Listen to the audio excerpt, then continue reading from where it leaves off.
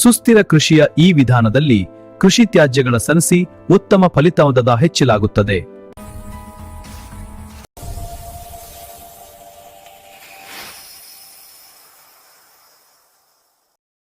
ರೈತ ಅಣ್ಣ, ಒಂದೇ ನಿಮಿಷ ನಿಮ್ಮ ಕೈಯಲ್ಲಿರೋ ಕೆಲಸವನ್ನ ಹಾಗೆ ನಿಲ್ಲಿಸಿ ನಾನ್ ಹೇಳೋದನ್ನ ಸ್ವಲ್ಪ ಕಿವಿಗೊಟ್ಟು ಕೇಳಿ.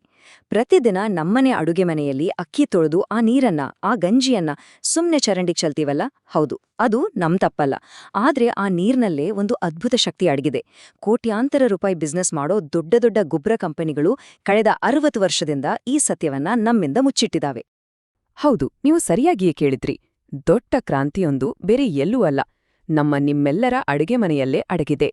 ಬನ್ನಿ, ಈ ವಿಶ್ಲೇಷಣೆಯಲ್ಲಿ ಆ ಸುಮ್ನೆ ಬಿಸಾಕೋ ಅನ್ನ ತೊಳೆದ ನೀರು ಮತ್ತೆ ಕೇವಲ 1 ಲೋಟ ಹಾಲಿನಿಂದ ನಮ್ಮ ಕೃಷಿಯ ದಿಕ್ಕನ್ನೇ ಬದಲಿಸಬಲ್ಲ ಒಂದು ಮಾಂತ್ರಿಕ ದ್ರಾವಣವನ್ನ ಹೇಗೆ ತಯಾರಿಸಬಹುದು ಅಂತ ನಾವೆಲ್ಲ ಸೇರಿ ತಿಳಿದುಕೊಳ್ಳೋಣ.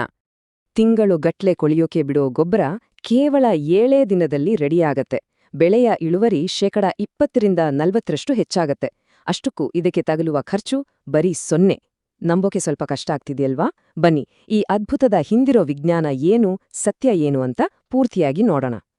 ಹಾಗಿದ್ರೆ ಕಂಪನಿಗಳು ಮುಚ್ಚಿಟ್ಟಿರೋ ಆ ದೊಡ್ಡ ರಹಸ್ಯವಾದ್ರೂ ಏನು? ಒಂದು ಚಿಕ್ಕ ಪ್ರಶ್ನೆ.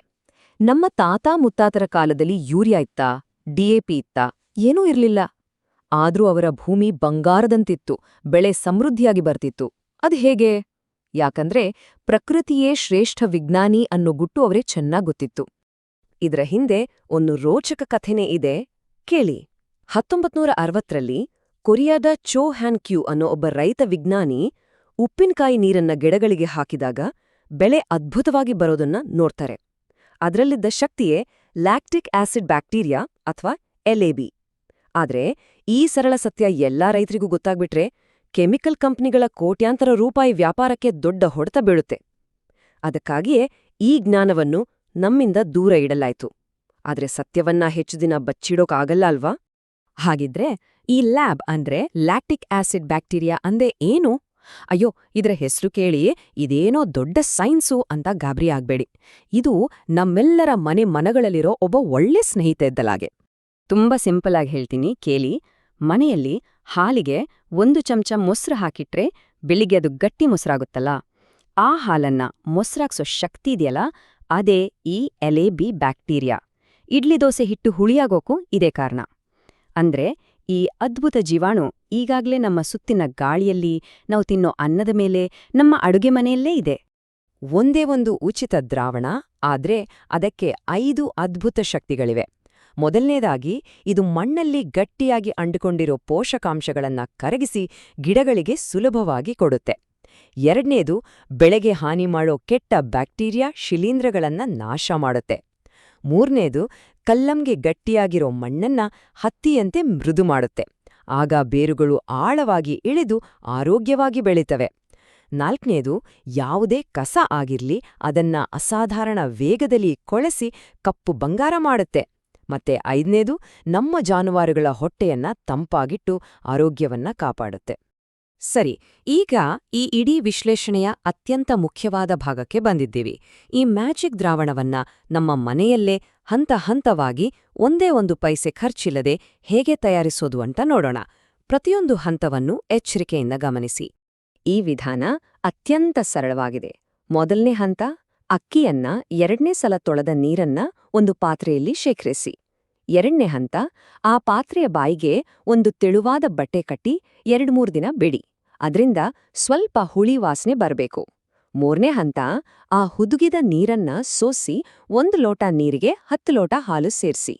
ನಾಲ್ಕನೇ ಹಂತ, 3-7 ದಿನಗಳ ನಂತರ 3 ಲೇಯರ್ ಕಾಣಿಸುತ್ತೆ. ಮೇಲೆ ಕೆನೆ, ಕೆಳಗೆ ಗಸಿ ಮತ್ತೆ ಮಧ್ಯದಲ್ಲಿ ತಿಳಿ ಹಳದಿ ಬಣ್ಣದ ಒಂದು ದ್ರಾವಣ. ಅದೇ ನಮಗೆ ಬೇಕಾದ LAB ಸಿಲಂ. ಅಷ್ಟೇ, ಅಭಿನಂದನೆಗಳು. ಭೂಮಿ ತಾಯಿಯನ್ನ ಗುಣಪಡಿಸೋ ಸಂಜೀವಿನಿ ಈಗ ನಿಮ್ಮ ಕೈಯಲ್ಲಿದೆ. ಇದನ್ನು ಫ್ರಿಜ್ಜಲ್ಲಿಟ್ರೆ ತಿಂಗಳುಗಟ್ಲೆ ಬಳಸಬಹುದು. ಒಂದು ವೇಳೆ ಫ್ರಿಜ್ಜಿಲ್ಲ ಅಂದ್ರೂ ಚಿಂತೆಯಿಲ್ಲ. ದ್ರಾವಣಕ್ಕೆ ಸಮಪ್ರಮಾಣದ ಬೆಲ್ಲವನ್ನು ಸೇರಿಸಿ ತಂಪಾದ ಜಾಗದಲ್ಲಿಟ್ರೆ 6 ತಿಂಗಳುವರೆಗೆ ಕೆಡೋದಿಲ್ಲ. ಸರಿ, ದ್ರಾವಣ ರೆಡಿಯಾಯ್ತು.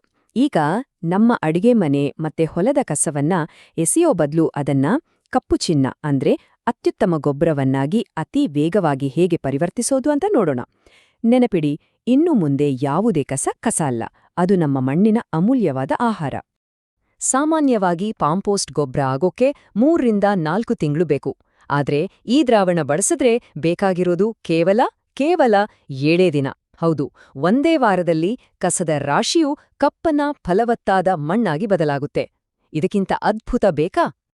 ಇದಕ್ಕಾಗಿ ಸಾವಿರಾರು ರೂಪಾಯಿ ಬೆಲೆ ಬಾಳೋ ಕಾಂಪೋಸ್ಟ್ ಡ್ರಮ್, ತೊಟ್ಟಿ, ಯಂತ್ರ ಯಾವುದೂ ಬೇಕಾಗಿಲ್ಲ. ಸುಮ್ನೆ ನೆಲದ ಮೇಲೆ ಕಸದ್ರಾಶಿ ಮಾಡಿ ಅದರ ಮೇಲೆ ನಾವು ತಯಾರಿಸಿದ ದ್ರಾವಣವನ್ನು ನೀರಿನೊಂದಿಗೆ ಬೆರೆಸಿ ಸಿಂಪಡಿಸಿ, ಮೇಲೆ ಸ್ವಲ್ಪ ಮಣ್ಣಾಗಿ ಮುಚ್ಚಿದ್ರೆ ಮುಗೀತು. 1 ವಾರ ಬಿಟ್ಟು ನೋಡಿ, ಮ್ಯಾಜಿಕ್! ಈ ದ್ರಾವಣದ ಪ್ರಯೋಜನ ಬರೀ ಮಣ್ಣಿಗೆ ಸೀಮಿತವಾಗಿಲ್ಲ. ಇದರ ಇನ್ನೊಂದು ದೊಡ್ಡ ಲಾಭ ಅಂದ್ರೆ ನಮ್ಮ ಮನೆಯ ಜಾನುವಾರುಗಳ ಆರೋಗ್ಯ. ನಮ್ಮ ಪ್ರಾಣಿಗಳು ಆರೋಗ್ಯವಾಗಿದ್ರೆ ರೈತನ ಜಮೀನ್ ಕೂಡ ಸಂತೋಷದಿಂದ ನಳನಳಿಸುತ್ತೆ. ಇದರ ಬಳಕೆಯೇನು ತುಂಬಾನೇ ಸುಲಭ. ಹಸು, ಕುರಿ ಅಥವಾ ಕೋಳಿಗಳು ಕುಡಿಯೋ ನೀರಿಗೆ ಪ್ರತಿ ಲೀಟರಿಗೆ ಕೇವಲ ಅರ್ಧ ಚಮಚ ದ್ರಾವಣ ಸೇರಿಸಿದ್ರೆ ಸಾಕು. ಇದರಿಂದ ಅವುಗಳ ಜೀರ್ಣಶಕ್ತಿ ಹೆಚ್ಚಾಗಿ ರೋಗ ಬರೋದು ಕಡಿಮೆಯಾಗತ್ತೆ.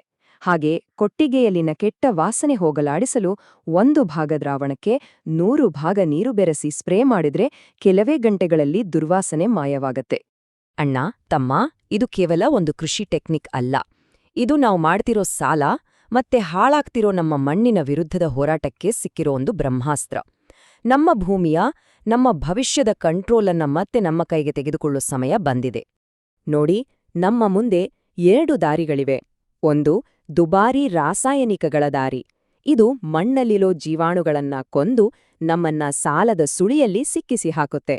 ಇನ್ನೊಂದು, ನಮ್ಮದೇ LAB ದ್ರಾವಣದ ದಾರಿ. ಇದಕ್ಕೆ ಖರ್ಚಿಲ್ಲ. ಇದು ಮಣ್ಣಿಗೆ ಮರುಜೀವ ಕೊಡುತ್ತೆ ಮತ್ತೆ ನಮ್ಮನ್ನ ಸಾಲದಿಂದ ಸ್ವಾತಂತ್ರ್ಯದ ಕಡೆಗೆ ಕರ್ಕೊಂಡು ಹೋಗುತ್ತೆ.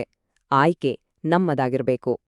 ಈ ನೈಸರ್ಗಿಕ ಕೃಷಿ ಪದ್ಧತಿಯ ಹಿಂದಿರೋ 3 ಬಂಗಾರದ ಮಾತುಗಳನ್ನ ಯಾವತ್ತೂ ಮರೆಯಬೇಡಿ. 1. ಗಿಡಕ್ಕೆ ಉಣಿಸಬೇಡಿ, ಮಣ್ಣಿಗೆ ಉಣಿಸಿ. ಆರೋಗ್ಯವಂತ ಮಣ್ಣು ಗಿಡವನ್ನು ತಾನಾಗೇ ನೋಡ್ಕೊಳ್ತದೆ. 2. ಕಸ ತ್ಯಾಜ್ಯವಲ್ಲ, ಅದು ಮಣ್ಣಿನ ಆಹಾರ. 3. ಕೆಟ್ಟ ಬ್ಯಾಕ್ಟೀರಿಯಾಗಳನ್ನು ಓಡಿಸೋಕೆ ಒಳ್ಳೆ ಬ್ಯಾಕ್ಟೀರಿಯಾಗಳ ಸೈನ್ಯವನ್ನೇ ಬಿತ್ತಿ. ನಾವು ರೈತರು, ಈ ದೇಶದ ಬೆನ್ನೆಲುಬು. ಇಡೀ ಜಗತ್ತಿಗೆ ಅನ್ನ ಕೊಡೋ ನಮ್ಮ ಕೈಗಳಿಗೆ ಸಾಲದ ಸಂಕೋಲೆಗಳು ಶೋಭೆ ತರೋಡಿಲ್ಲ. ನಮ್ಮ ಶಕ್ತಿ ನಮ್ಮ ಮಣ್ಣಲ್ಲೇ ಇದೆ, ನಮ್ಮ ಜ್ಞಾನದಲ್ಲೇ ಇದೆ. ಅದನ್ನ ಮತ್ತೆ ಜಾಗೃತಗೊಳಿಸೋಣ. ಒಂದು ಕೊನೆಯ ಪ್ರಶ್ನೆ. ನಾವು ನಮ್ಮ ಮಕ್ಕಳಿಗೆ, ಮುಂದಿನ ಪೀಳಿಗೆಗೆ ಏನನ್ನ ಕೊಟ್ಟು ಹೋಗ್ತಿದ್ದೀವಿ? ರಾಸಾಯನಿಕಗಳಿಂದ ಸತ್ವ ಕಳೆದುಕೊಂಡ ಬಂಜರು ಭೂಮಿಯನ್ನೇ ಅಥವಾ ಜೀವಂತವಾಗಿರೋ ಫಲವತ್ತಾದ ಮಣ್ಣನ್ನೇ? ಈ ಆಯ್ಕೆ ಮಾಡೋ ಜವಾಬ್ದಾರಿ ನಮ್ಮೆಲ್ಲರ ಮೇಲಿದೆ. ಈ ಜ್ಞಾನ ಕೇವಲ ನಮ್ಮಲ್ಲೇ ಉಳಿಯಬಾರದು. ಈ ಮಾಹಿತಿ ನಿಮ್ಗೆ ಉಪಯುಕ್ತವಾಯಿತು ಅಂತ ಅನಿಸಿದ್ರೆ ದಯವಿಟ್ಟು ಪಕ್ಕದ ಹೊಲದ ರೈತ ಅಣ್ಣನಿಗೆ, ತಮ್ಮನಿಗೆ ಇದನ್ನ ಹಂಚ್ಕೊಳ್ಳಿ. ಜ್ಞಾನ ಹಂಚಿದಂತೆಲ್ಲ ಬೆಳೆಯುತ್ತೆ. ಕಾಮೆಂಟ್ನಲ್ಲಿ ನಾನು ಮಾಡುತ್ತೇನೆ ಅಂತ ಬರೆಯೋ ಮೂಲಕ ನಿಮ್ಮ ಭೂಮಿ ತಾಯಿಯನ್ನ ಗುಣಪಡಿಸೋ ವಾಗ್ದಾನ ಮಾಡಿ. ಇಂತಹ ಇನ್ನಷ್ಟು ಶೂನ್ಯ ಖರ್ಚಿನ ಸ್ವಾಭಿಮಾನಿ ಕೃಷಿ ಪದ್ಧತಿಗಳನ್ನು ತಿಳಿಯಲು ನಮ್ಮೊಂದಿಗೆ ಸೇರಿಕೊಳ್ಳಿ. ನಮಸ್ಕಾರ. ಜೈ ಕಿಸಾನ್.